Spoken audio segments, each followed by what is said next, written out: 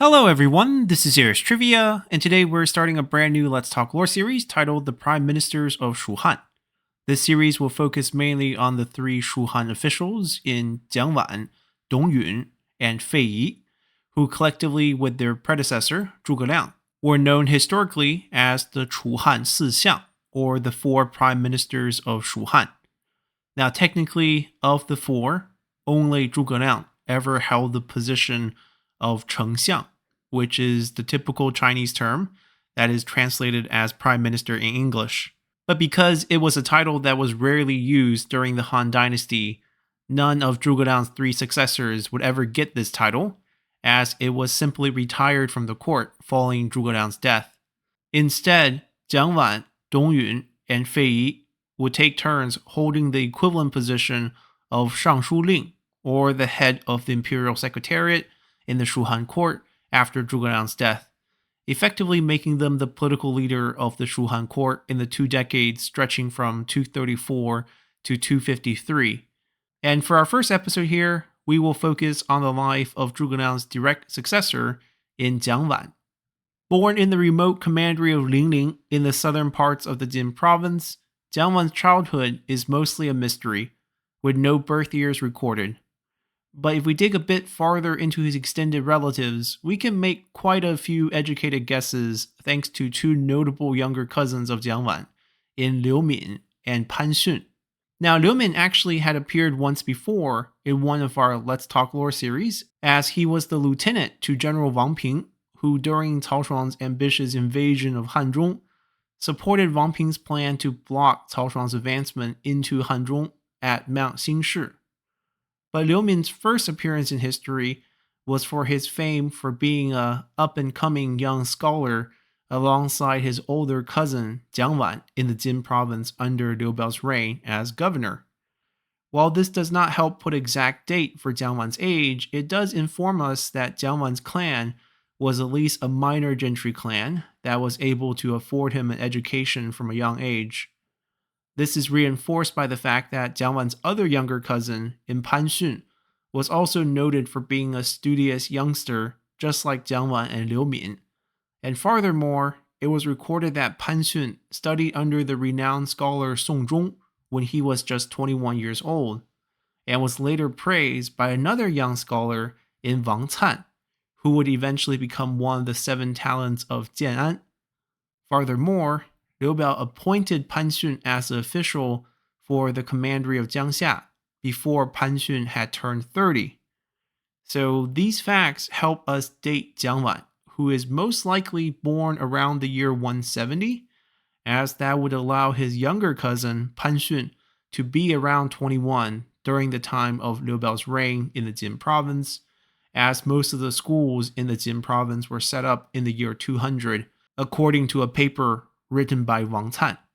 So with that relative date in mind, Jiang Wan was most likely in his 30s when he first joined Liu Bei, following Liu Bei's capture of the southern commanderies of the Jin province, including Jiang Wan's home commandery of Lingling, in the aftermath of the Battle of Chibi.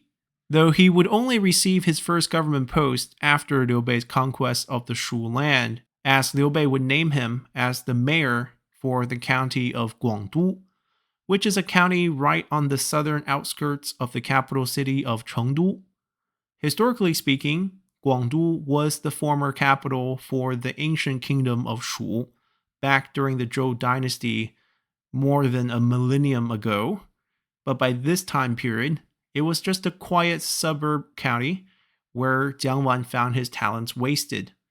So instead of working hard to prove himself, Jiang Wan stopped caring about the job, as he would spend his days drinking on the job, ignoring all his duties. Then one day, while Liu Bei and Zhuge Liang were personally inspecting the neighboring counties of Chengdu, they found Jiang Wan drunk on the job. Outraged, Liu Bei demanded for Jiang Wan's immediate execution. Zhuge Liang, who had heard about Jiang Wan's talents while growing up in the Jin province, pleaded for mercy, as he made the argument that Jiang Wan has the talent to help guide a nation, so he must just be depressed working in a quiet county. Liu Bei would listen to Zhuge Liang, as Jiang Wan would be spared from his death, but Liu Bei still fired Jiang Wan on the spot, as Jiang Wan would go on to remain unemployed until Liu Bei had conquered Hanzhong in 219 and then established his own court as the Prince of Hanzhong, which is when Zhuge Liang recruited Jiang Wan to work as one of the secretaries in the newly formed Secretariat. Here, Jiang Wan would work in the Shuhan court until the year 223, when Zhuge Liang would be allowed to form his own court as the new prime minister by Emperor Liu Shan, which is when Zhuge Liang elevated Jiang Wan as one of his department heads in the prime minister office, as Zhuge Liang also wrote him a letter of recommendation that year, which Jiang Wan humbly declined a few times, pointing out there were many others who were more deserving in his opinion. Zhuge Liang firmly reminded him of his own worth, as the letter of recommendation was eventually given to Jiang Wan. Then for the next 4 years, Jiang Wan's work in the prime minister's office would impress Zhuge Liang enough to be left behind in shared command of the prime minister office and thus the imperial court in Chengdu with official Zhang Yi, as Zhuge Liang would leave for Hanzhong in 227 to prepare for the start of the northern expeditions. Now, Zhang Yi was a well-respected senior official in the Shuhan court who was for a period kidnapped and given over to Sun Quan around the time of the Yiling campaign. Fortunately, Sun Quan didn't know of Zhang Yi, as Zhang Yi kept a low profile and just farmed away on the Tuntian farms until Shuhan and Wu's relationship was repaired after Liu Bei's death, as Zhuge Liang would personally request for Zhang Yi's return. Not even remembering who Zhang Yi is, Sun Quan agreed to the terms, but only to regret his decision after a brief meeting with Zhang Yi prior to Zhang Yi's return to Shuhan. But at that point, it was already too late, as Zhang Yi would return to Shuhan, and immediately Zhuge Liang would make him the assistant prime minister. After Zhuge Liang's departure in 227, Zhang Yi and Jiang Wan would work together in tandem for the next 3 years to guide the Shuhan court, until Zhang Yi would die of natural causes at 76 years old in 230. After Zhang Yi's death, Jiang Wan would be entrusted with the sole control of the prime minister's office in Chengdu and was in charge of the crucial task of organizing timely supply shipments to the front lines for Zhuge Liang. Jiang Wan would excel at his task and keep the home front stable and prosperous as Zhuge Liang focused on the northern expeditions. All in all, Jiang Wan was so impressive that Zhuge Liang would secretly write a letter back to Emperor Liu Shan, instructing the emperor that if anything happens to him out on the campaign, Jiang Wan would be the perfect candidate to succeed him as the next prime minister.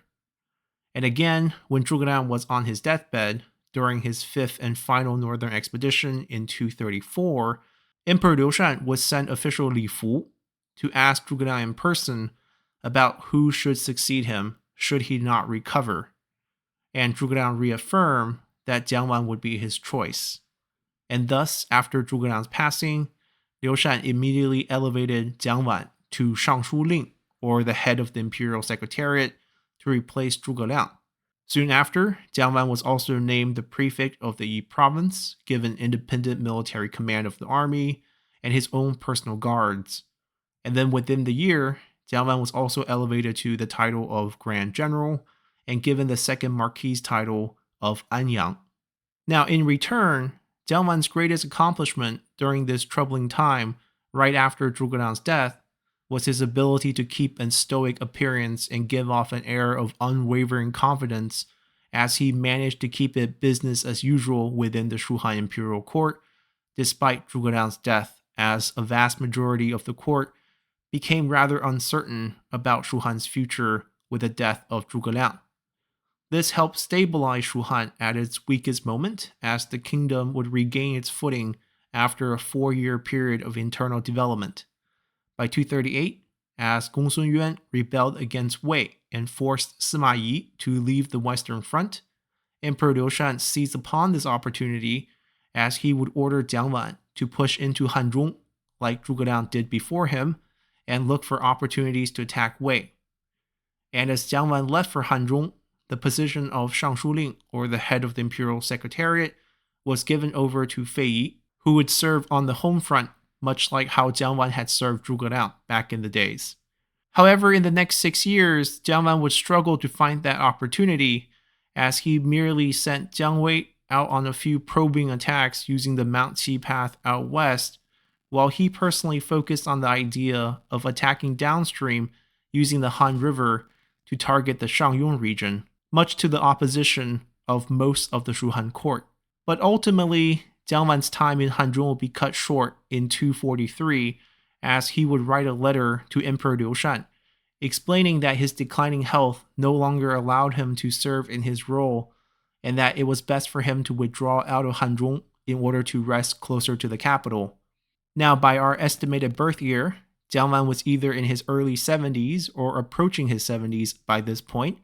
so it's not entirely surprising that he's suffering from health issues. And naturally, Emperor Liu Shan allowed Jiang Wan to retreat to Pei County, where he and his troops were still close enough to reinforce either Hanzhong or Jiang Wei's positions out west in the situation that Jiang Wei continued his probing attack in Longxi. Then after the false scare with Cao Shuang's invasion of Hanzhong, Jiang Wan would officially hand over his prefect of the Yi province and grand general title over to Fei Yi, as Fei Yi would hand over his head of the imperial secretariat position to Dong Yun in a second transfer of power for Shuhan in the year 244.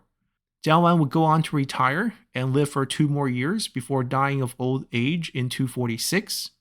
So with that, our first episode here on the Prime Minister of Shuhan also comes to an end, as we'll return next time to cover the life of Dong Yun. So hopefully y'all have enjoyed this episode enough to consider subscribing to the channel for more content like this on Three Kingdoms history, or support the channel by leaving a comment below, or simply hit that like button, as our next episode will drop once this video hits 300 likes. And as always, I'll see you all then. Bye!